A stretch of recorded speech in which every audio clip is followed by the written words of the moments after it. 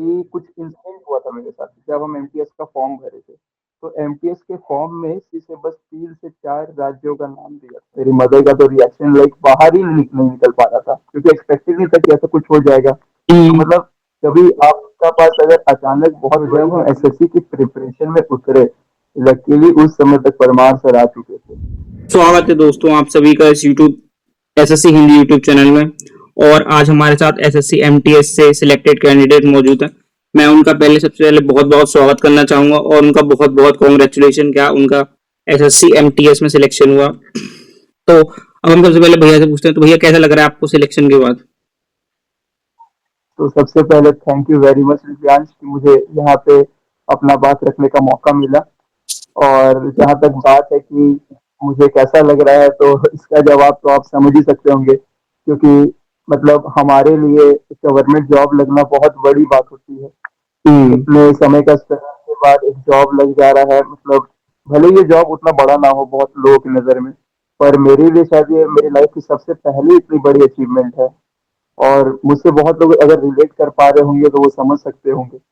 ये मेरे लिए बहुत बड़ी अचीवमेंट है, मुझे बहुत अच्छा लग रहा है। मतलब एक ऐसा फीलिंग आ रहा है कि सिर से एक बहुत बड़ा बोझ हट गया है। बहुत मतलब रिलैक्स वाला फीलिंग आ रहा है, हल्का लग रहा है। और मतलब अगर अब हम प्रिपरेशन अपनी कंटिन्यू करेंगे तो एक नई एनर्जी, नई उत्साह, नई उमंग के साथ कर पाएंगे। और ये मुझे हमको लग रहा है कि अब मेरे रिजल्ट को बहुत अच्छा इनहेंस करने वाला है, आपका जो मेरा एटीट्यूड होगा। बिल्कुल भैया, मुझे भी यही लगता है कि अब हम एग्जाम के प्रेशर में नहीं है, अब हम पूरा फ्री माइंड से रिस्क लेकर खेल सकते हैं। अब हम फ्री माइंड से थोड़ा पेपर देंगे तो बेहतर हम हमारा रिजल्ट आएगा। तो हम इसी बारे में बात करना चाहूंगा कि एक जॉब लेना आज जब बेरोजगारी अपने चरम पर है, तो जॉब लेना, एक सरकारी नौकरी लेना बहुत बड़ी बात हो गई है। आज हम देखते हैं जहां प्राइवेट में इतना शोषण हो रहा है कि हम उसकी बात ही नहीं कर सकते। मैंने खुद देखा है एम्बुलेंस में 10-10 12-12 घंटे की ड्यूटी लड़कों को करते हुए और उन्हें मुश्किल से 7-8 हजार रुपए मिल रहे हैं। पेट्रोल पंप पे भी देखा है मैंने खुद, उनकी 8-8 घंटों की ड्यूटी है और उन्हें मिल के तरह है मुश्किल से 8 हजार 10 हजार। तो एक सरकारी नौकरी इसमें आपको एक उम्मीद देती है, आपको एक स्टेबिलिटी देती है। उसके बाद आपको कॉन्फिडेंस देते कि हाँ, हम थोड़ा स्टेबल हैं, थोड़ा पाव हमारे टिक चुके हैं। कि सही बात है। तो इसी के साथ मैं आपसे सबसे पहले रिएक्शन पूछना चाहूंगा कि आपके फैमिली का रिएक्शन क्या था। माताजी पिताजी को आपने बता दिया होगा अब तक तो, है ना? तो क्या रिएक्शन था उनका सबसे हाँ, पहले?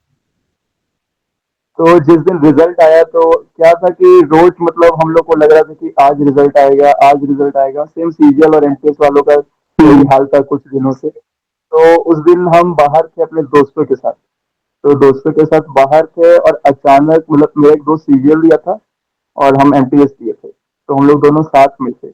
और हम लोग बार बार टेलीग्राम का ग्रुप खोल खोल के चेक कर रहे थे कि अब रिजल्ट आएगा, अब रिजल्ट आएगा। तो उस दिन ज्यादा चांस सीजीएल के रिजल्ट का था। पर अचानक कभी मुझे लिस्ट दिखा कि लिस्ट अपलोड होनी स्टार्ट हो गई है और वहां पे लिखा था एमटीएस का रिजल्ट। तो सबसे पहले बात हम एक बताना चाहेंगे आप लोग को कि कुछ इंसिडेंट हुआ था मेरे साथ जब हम एमटीएस का फॉर्म भरे थे। तो एमटीएस के फॉर्म में स्टेट प्रेफरेंस देना पड़ता है कि आप कौन कौन से स्टेट को प्रेफर करेंगे जॉब के लिए। तो उस स्टेट प्रेफरेंस में मैंने गलती से बस 3 से 4 राज्यों का नाम दिया था, वेस्ट बंगाल, बिहार, झारखंड। और बाकी मैंने सब खाली छोड़ दिया था।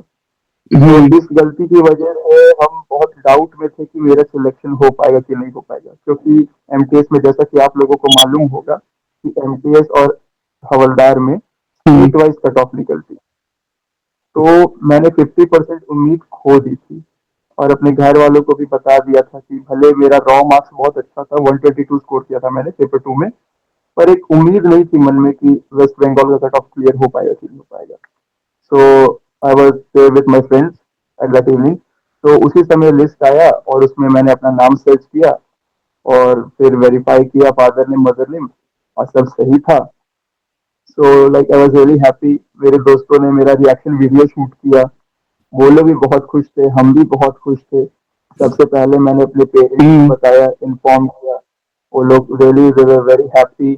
मेरी मदर का तो रिएक्शन लाइक बाहर ही नहीं निकल पा रहा था, क्योंकि एक्सपेक्टेड नहीं था कि ऐसा कुछ हो जाएगा। तो मतलब कभी आपका पास अगर अचानक बहुत बड़ी हैप्पीनेस की वजह आपको मिल जाती है, तो रिएक्शन बाहर नहीं आ पाता है।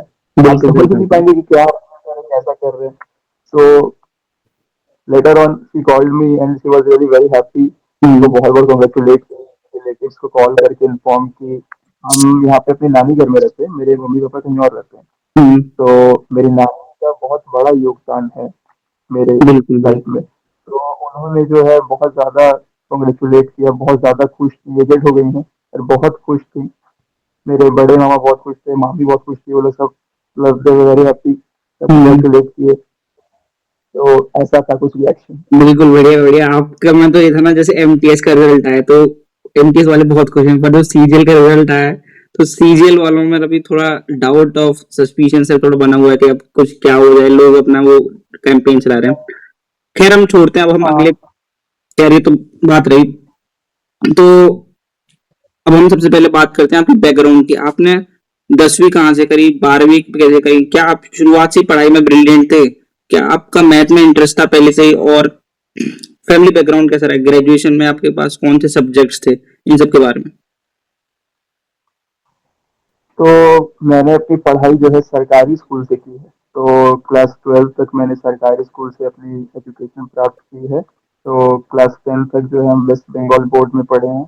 और उसके बाद जो है 11 12 मैंने साइंस ऑप्ट की थी, पीसीएमबी। तो क्लास 11th में मेरा परफॉर्मेंस उतना अच्छा नहीं रह पाया। क्लास 10th में हम स्कूल टॉपर थे, पर क्लास 11 12 में मेरा परफॉर्मेंस उतना अच्छा नहीं रह पाया, क्योंकि जैसा हम लोग का मीडियम था सब कुछ कम्प्लीटली हिंदी में था, और साइंस में तो कम्प्लीट सब कुछ इंग्लिश में हो गया। और हम लोग के बोर्ड में जो साइंस का लेवल रहता है वो सीबीएसई से बहुत मतलब अलग रहता है। हम लोग को अच्छा। लाइक थ्योरी जैसा सब कुछ पढ़ाया जाता था। साइंस लाइक एक ऐसा सब्जेक्ट है जिसको आप फील कर सके, जिसको आप डे टू डे लाइफ में रिलेट कर सके, समझ सके, महसूस कर सके। पर कुछ ऐसा हो नहीं पाया था हम लोग के साथ क्लास 10 तक।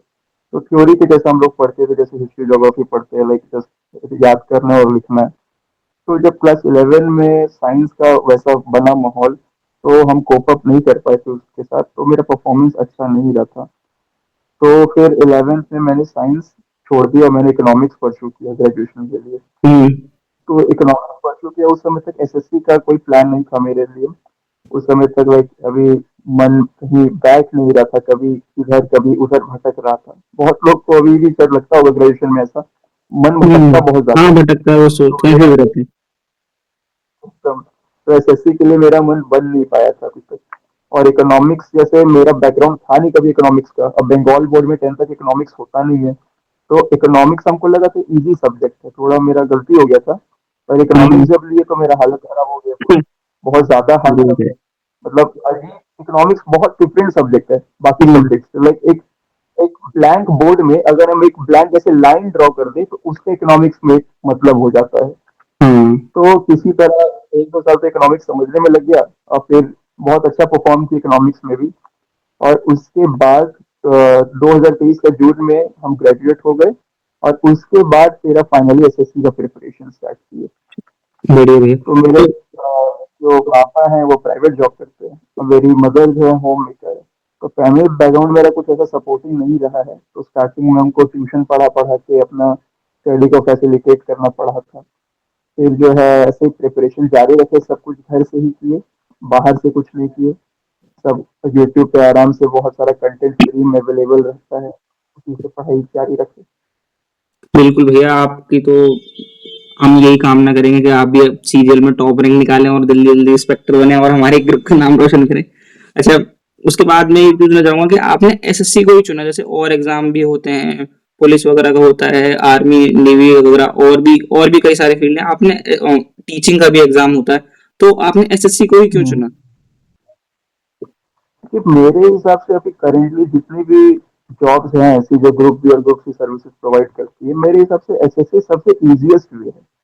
हम्म। सबसे इजीएस्ट मेरे को ऐसे मुझे लगता है, क्योंकि अगर आप इसके अलावा देखेंगे, इसके ऑल्टरनेट में आपके पास ऑप्शंस क्या है, या तो बैंक या तो रेलवे जो रेगुलर जॉब्स निकाल रही है। अब रेलवे में अगर आपको पता होगा तो कंपटीशन बहुत एक्सट्रीम लेवल पे है, बहुत ज्यादा एक्सट्रीम लेवल पे, इंग्लिश एक सब्जेक्ट नहीं होता है। तो उसमें कंपटीशन बहुत ज्यादा हो जाता है। हालांकि हम उसका भी फॉर्म फिलअप करते हैं, पर उसका कंपटीशन एक बहुत अलग लेवल का है। उम्मीद मेरा कम हो जाता है जब उसका फॉर्म भरते एनटीपीसी में है ना। हैं। जी एनटीपीसी हो गया, फिर ग्रुप डी का पोस्ट हो गया उस सब में। और फिर बैंकिंग की जहाँ तक बात आती है, तो बैंकिंग की प्रिपरेशन की स्ट्रेटेजी थोड़ी अलग है, और बैंकिंग थोड़ा ज्यादा हार्ड हो जाता है। तो इसीलिए जो है बैंकिंग को ऑप्ट नहीं किए। जब एसएससी का सिलेबस देखे तो एसएससी में क्या है कि अगर आप सीजीएल की प्रिपरेशन करेंगे तो आपका सीएचएसएल भी हो जाएगा, एमटीएस भी हो बिल्कुल जाएगा, बिल्कुल भाई। सीडीओ भी हो जाएगा, जीडी भी हो जाएगा। तो बहुत सारे एग्जाम्स आपके ऑटोमेटिकली कवर हो जाते हैं और साथ साथ आपका 80 to 90% रेलवे का भी सिलेबस कंप्लीट हो जाता है। तो मेरे हिसाब से एसएससी को चूज करना बेस्ट था और इसका प्रिपरेशन जो है 1 साल में किया भी जा सकता है। हाँ और क्योंकि हम अनरिजर्व कैटेगरी से बिलोंग करते हैं तो एक बार में तो निकाल पाना मुश्किल होता है। और एसएससी ऐसी एक मतलब संस्था है जो हर साल वैकेंसीज निकालती है, तो मेरे पास अपॉर्चुनिटीज की भी कमी नहीं थी, इसीलिए एसएससी मैंने चूज किया था। बिल्कुल भैया, आपका एसएससी काफी बेहतर एग्जाम मतलब और एग्जाम्स की अगर देखें तो काफी बेहतर है, एक ऑप्शन हो जाता है। अच्छा, तो अब मैं आपसे सब्जेक्ट्स के बारे में पूछना चाहूंगा। तो मैथ को आपने कैसे कवर करा? मैथ्स मैंने पहले स्टार्टिंग में आदित्य रंजन से किया था जब मैं बहुत ज्यादा बिगिनर था।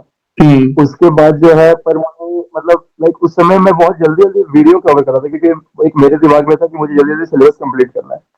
पर फिर जब मैंने आदित्य रंजन सर से देखिए, नो ऑफेंस, मैं किसी की बुराई या किसी की कोई बात सपोर्ट नहीं, नहीं आप कर रहा हूँ, बिल्कुल पर बिल्कुल खुल के बोलिए, यहाँ पर कोई वो नहीं है, कोई सेंसर करने वाली बात। आप अपने मन की मैं बात बात बोलिए। करता हूँ।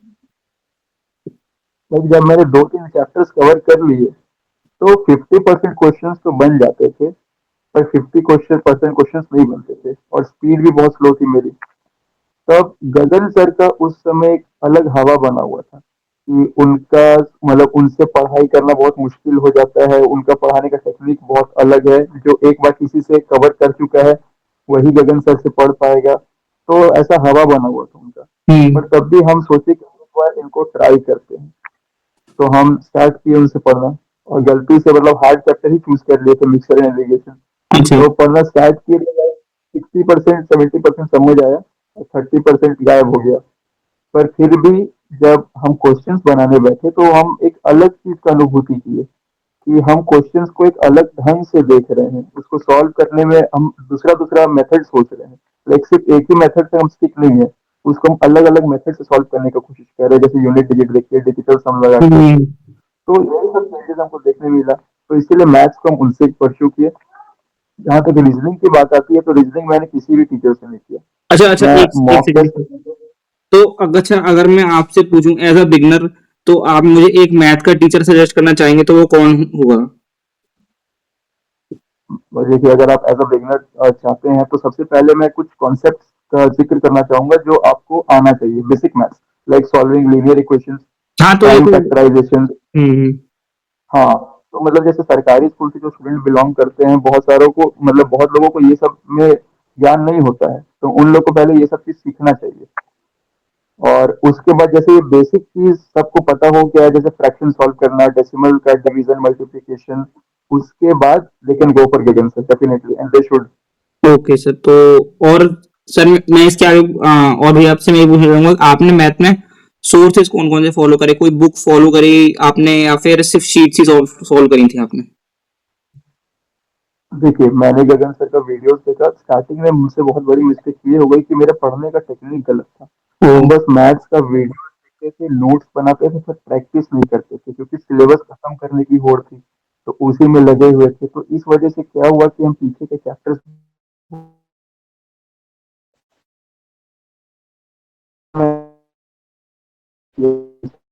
बुक फॉलो की।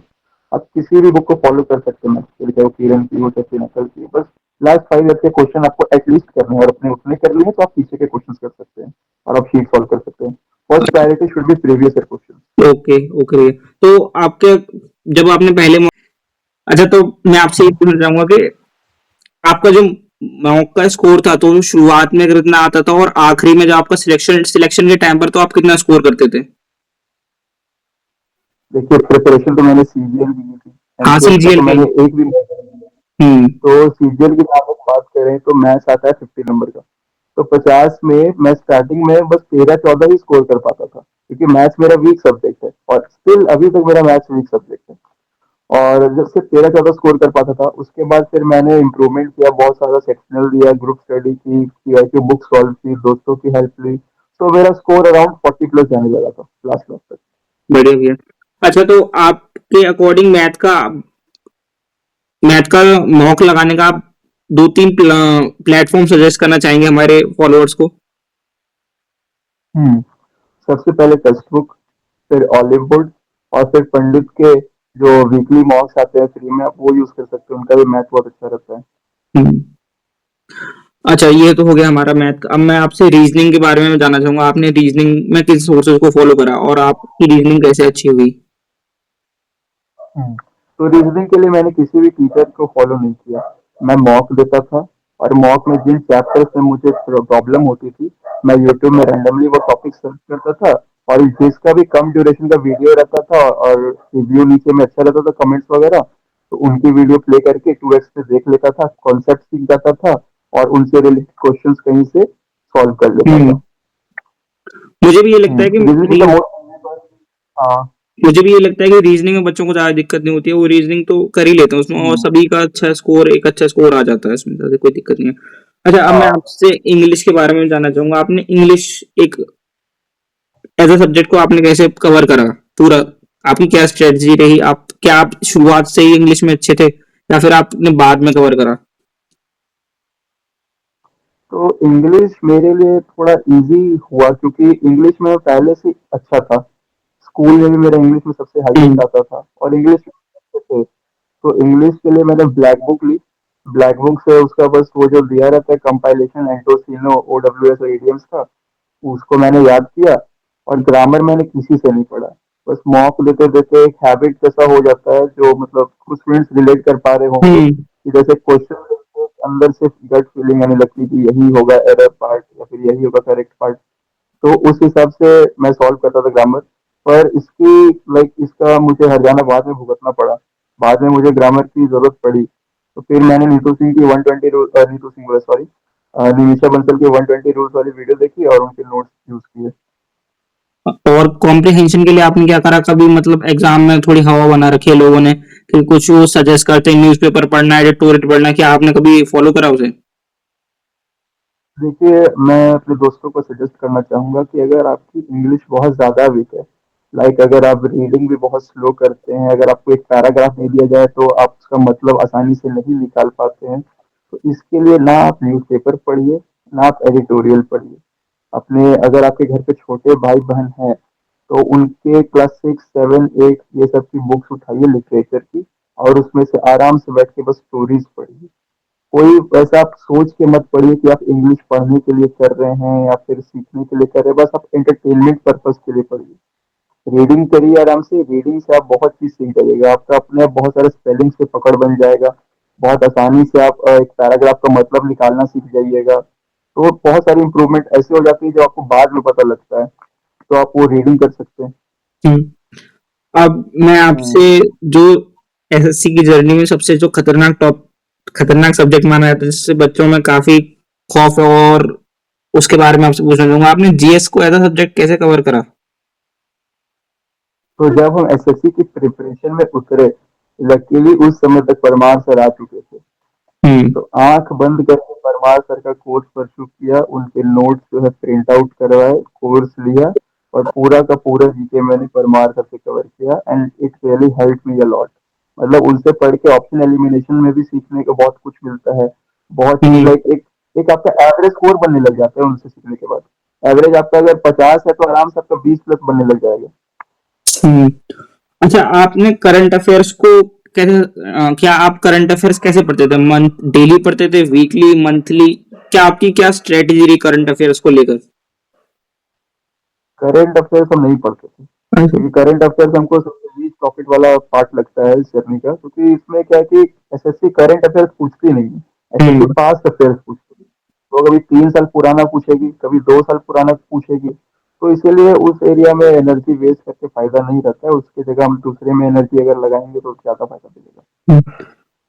अब जैसे अगर हम जीके में बात करें तो एक स्टैटिक जीके वाला पोर्शन भी हो जाता है, जहाँ पे डांस फेस्टिवल, क्रिकेट ट्रॉफीज, जैसे विजय हजारे ट्रॉफी, ये कब हुआ था, ये सब एशियन गेम्स, कॉमनवेल्थ गेम्स, तो इस इस सारे पार्ट के लिए आपने कैसे कवर करा? प्रमाण सर ने ये सभी पढ़ाया हुआ है, तो मैंने उन्हीं से कर लिया था सब कवर। तो बढ़िया भैया, आपका तो ये हो काफी बेहतर स्ट्रेटजी थी ये कि मतलब वन सोर्स फॉलो करा आपने और कोई सोर्सेस सोर्स नहीं करा? लिमिटेड रखे हैं, हम सोर्सेस लिमिटेड रखे हैं। हम्म। बाकी वाईक्यू से तो बहुत चीज कवर हो ही जाता है। हम्म। एक सवाल मैं आपसे और हाँ। पूछना चाहूंगा कि आप नोट्स कैसे बनाते थे और कितना क्या डीपली बनाते थे, किस हिसाब से बनाते थे और उनका रिवीजन कैसे करते थे? नोट्स के सब्जेक्ट का, नोट्स, नोट्स जीएस का। जीएस का, तो देखिए जीएस के तो नोट्स बनाने की जरूरत मुझे पड़ी नहीं। हम्म। मैं क्या करता था कि जैसे प्रमाण के जो नोट्स है वो प्रिंट करवा लेता था। एक हम्म। वेबसाइट के बारे में मुझे मालूम चला चला था, मैं वो वेबसाइट आपसे शेयर कर दूंगा। तो वेबसाइट से मैं नोट्स प्रिंट करवा लेता था, मंगवा लेता था अपने पास। तो वो जो हम्म। नोट्स आ जाते थे मेरे पास पूरा अच्छा से बाइंड होके आ जाते थे। तो मैं जैसे लेक्चर देखता था परमार सर का, और सामने अपने नोट्स खोल के रखता था। अगर कुछ गलत पार्ट लगता था तो उसको करेक्ट कर लेता था, और अगर कुछ ऐड करना रहता था तो उसी में ऐड कर लेता था। मैंने ऐसे पूरा नोट्स नहीं बनाया किसी सब्जेक्ट का।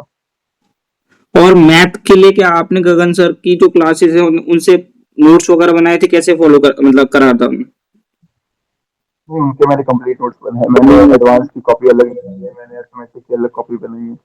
बढ़िया भैया। अच्छा, तो आप कोई पेड कोर्स सजेस्ट करना चाहेंगे किन किन टीचर्स का, जो आपने मतलब सोर्सेज फॉलो करे, जो आपको लगता है कि हाँ ये आंख बंद करके खरीदा जा सकता है?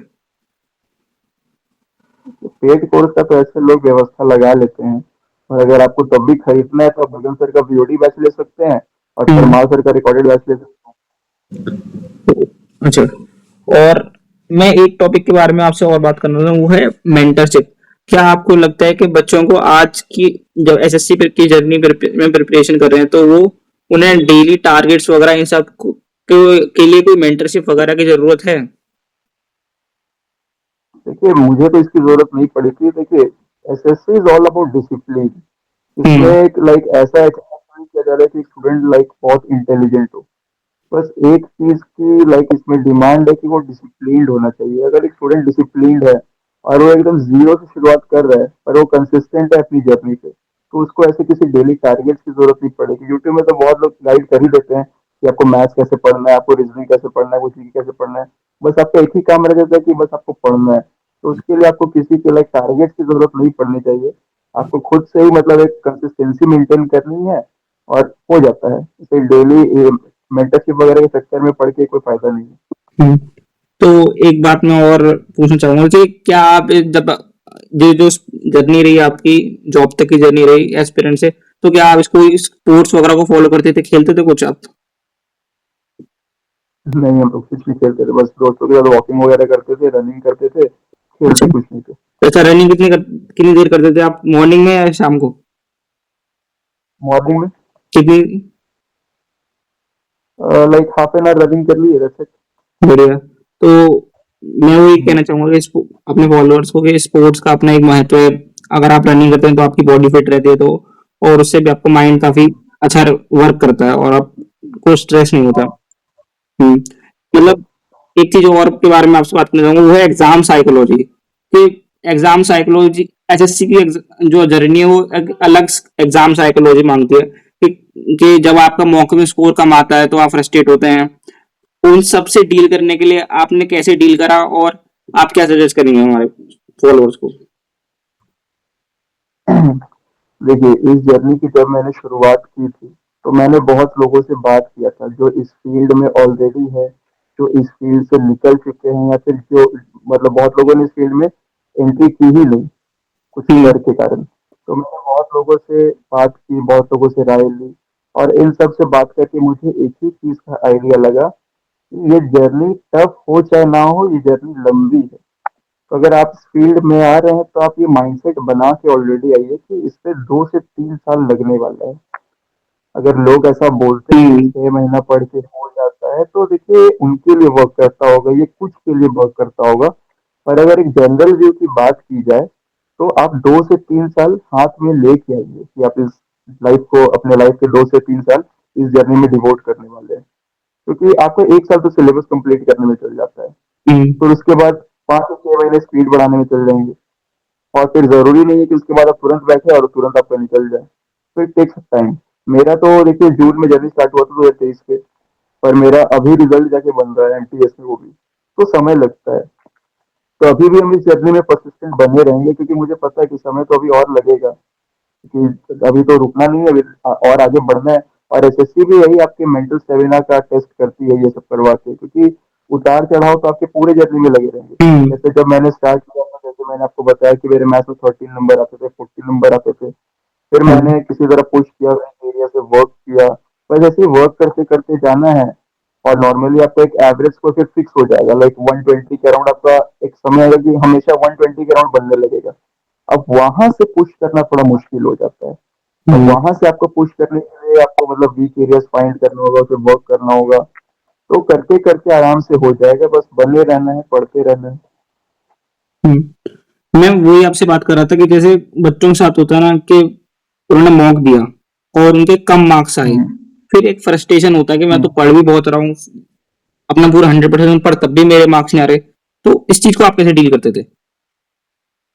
देखिए, ऐसा मेरे साथ भी होता था कि जब हम पढ़ते रह रहे हैं तभी मेरा मॉक में नंबर नहीं आ रहा है, तो इसके लिए तो थोड़ा निराशा तो होती थी, और होना जायज सी बात है। हम्म। तो थोड़ा दोस्तों से बात कर लेते थे, वो लोग भी थोड़ा मोटिवेट करते थे, और फिर हम जो मेरे दोस्त लोग हैं जिनको मैं एडमायर करते हैं, जो इस जर्नी से निकल गए, फिर सोचते थे कि उनके लाइफ में भी तो ऐसा फेस आया होगा, उन्होंने भी तो किया होगा कुछ। तो फिर उनसे इंस्पिरेशन लेके फिर हमको एक मतलब मोटिवेशन मिलता था, और हम पढ़ते थे। और मतलब क्या है कि उतार चढ़ाव लगा रहेगा, एक हैबिट, मतलब क्या होता है ना कि एक ऐसा इंसान बन जाता है जर्नी में कि अब फर्क ही नहीं पड़ता है। हम्म। तो कभी कभी क्या होता है कि अब मेरा नंबर बहुत ज्यादा कम भी आ जाता है ना, एक फर्क नहीं पड़ता है। हमको पता है कि उतार चढ़ाव तो लगा रहेगा, कभी मेरा नंबर 170 आ जाता है, कभी मेरा नंबर 140 आ जाता है। और ये मॉक पे भी डिपेंड करता है, क्योंकि सब मॉक तो एक जैसा नहीं होता है। कोई मॉक थोड़ा हार्ड रहता है, कोई मॉडरेट, कोई इजी। तो इसीलिए उतना फर्क नहीं पड़ना चाहिए, बस आप अपनी गलती को सुधारते रहिए। बिल्कुल भैया। और मैं ये पूछना चाहूंगा कि आप कैसे किस प्रकार से पढ़ते थे, आपका शेड्यूल क्या होता था? आप मतलब नाइट में पढ़ना पसंद करते थे या फिर दिन में प्रॉपर पढ़ना पढ़ते थे, किस हिसाब से मतलब पढ़ते थे? हम्म। तो ग्रेजुएशन तक ऐसा रहा था कि पढ़ाई लिखाई में हमको ज्यादा मन नहीं लगता था, क्योंकि हम्म। क्लास 10th के बाद जो लैब होती थी पढ़ाई से, तो हमको पढ़ाई लिखाई से तो मन उठ सा गया था। तो पढ़ने बैठना बहुत मुश्किल हो गया था मेरे लिए। तो जब एसएससी की जर्नी स्टार्ट किए, तो हम मुश्किल से पूरे दिन में बस 1 से 2 घंटे पढ़ पाते थे, क्योंकि आदत नहीं थी पढ़ने की। फिर किसी तरह डिसिप्लिन मेंटेन करना चालू किया। सुबह 7 बजे तक उठते थे, और 8 बजे पढ़ने बैठ जाते थे।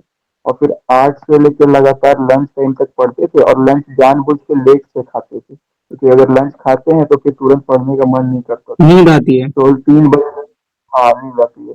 तो 3 बजे तक जो है पढ़ लिए, और उसके बाद लंच करते थे, क्योंकि अब तो उसके बाद शाम हो जाएगा। शाम में फिर जो है चाय वाय पी के 5 बजे से पढ़ने बैठ गए, और फिर आराम से 7 साढ़े 7 तक पढ़े। फिर आधा घंटा वॉक करके आते थे बाहर से, और फिर जो है उसके बाद पढ़ते थे, और 9:30 10 तक पढ़ते थे, फिर डिनर करके सो जाते थे, और फिर सुबह उठ के रनिंग अगेन अगेन। मैं ये पूछना चाहूंगा कि जैसे सीजीएल की तैयारी के लोग, कई लोग अपना घर छोड़कर मतलब बड़े शहर में जाते हैं, दिल्ली जाते हैं, पटना जाते हैं, जयपुर जाते हैं।